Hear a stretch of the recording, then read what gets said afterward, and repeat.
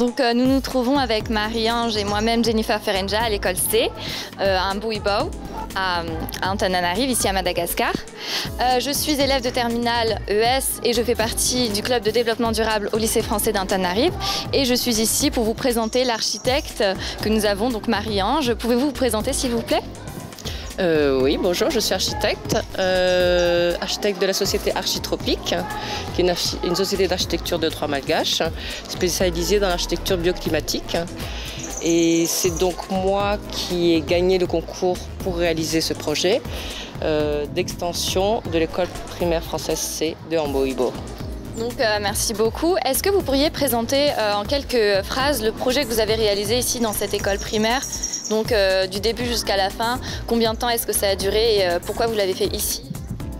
Alors, ces projets consistaient à démolir 3 salles de classe existantes et de construire 4 salles de classe et une halle couverte avec la contrainte de faire une réalisation bioclimatique. Le projet a duré au total 9 mois et nous avons... et voilà. D'accord, merci beaucoup.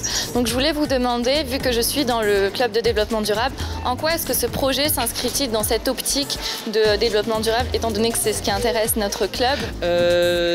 Architecture bioclimatique. Ce que j'appelle architecture bioclimatique, c'est une architecture qui prend en compte les éléments dans lesquels il s'insère, c'est-à-dire le climat, l'ensoleillement, le vent, l'orientation et la nature du site. D'accord. Et est-ce que vous incluez aussi le pilier économique dans votre projet? Est-ce qu'il y a cet aspect justement, vu que le développement durable s'articule autour de ces 3 grosses thématiques, donc l'aspect social, environnemental et économique? Absolument, absolument. En fait, nous avons privilégié toujours des matériaux faits à Madagascar, avec peu de transport pour les mettre en œuvre ici. Donc nous avons utilisé de la terre prise sur le site même, du bois et que des produits faits à Madagascar. Donc je voudrais vous demander en quoi est-ce que cette construction est-elle préférable à une construction traditionnelle?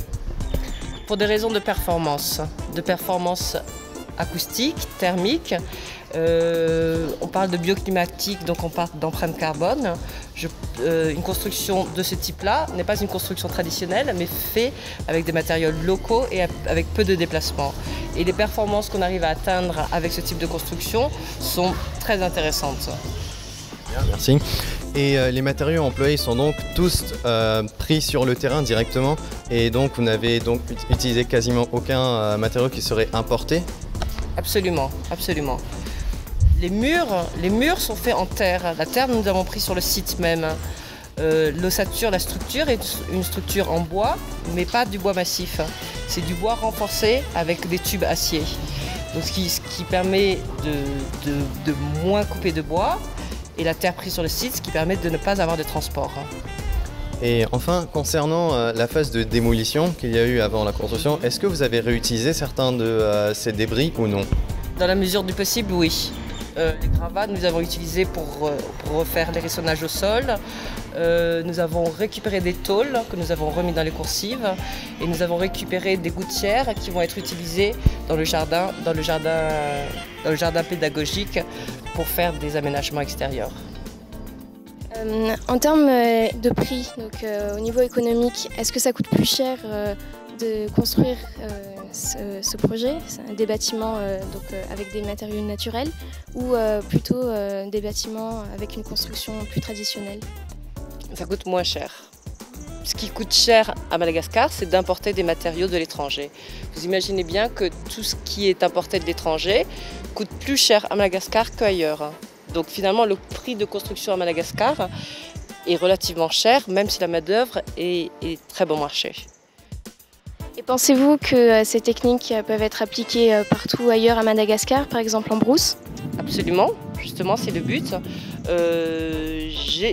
Certains projets ont été déjà développés sur Madagascar, dans des endroits où il est difficile d'accès. Alors plutôt que de faire venir des matériaux, prendre les matériaux sur place même est beaucoup plus intéressant. Et je répète, c'est une mise en œuvre peu chère. Bonjour Sophie, vous êtes la directrice de l'école C ici à Mbouibo. Je voulais vous poser comme question, donc en quoi est-ce que ce projet est-il important pour vous personnellement et pour votre école ici? Alors, plus que pour moi personnellement, c'est surtout pour l'école qu'il est important. Mais en tant que directrice d'école, c'est vrai qu'on veut toujours le meilleur, le plus beau, le mieux pour ses élèves et aussi pour les familles. Donc ce projet est important parce que vous voyez que nous avons maintenant une école complète, très ravissante qu'on peut offrir aux familles un accueil de grande qualité. Nous avons des locaux spacieux, lumineux, bref, plein d'atouts qui font que ça transforme le quotidien des élèves, des enseignants. Et si un enfant vous demande pourquoi cette construction est différente des autres bâtiments de l'école, qu'est-ce que vous leur répondez? Alors, je pense qu'au premier coup d'œil, tout le monde peut remarquer que c'est différent. Nous sommes avec un matériau peu habituel, surtout dans une école, un bardage en bois. Donc extérieurement, il y a déjà une grande différence. Ensuite, il y a une différence qui ne se voit pas, c'est ce projet bioclimatique qui fait que la construction des murs s'est faite d'une façon un peu particulière.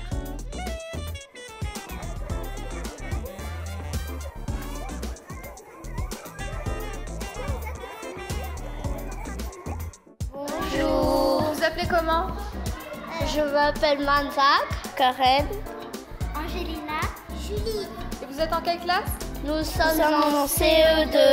Très bien. Vous avez vu le nouveau bâtiment qu'on a construit? Oui. Et vous aimez bien?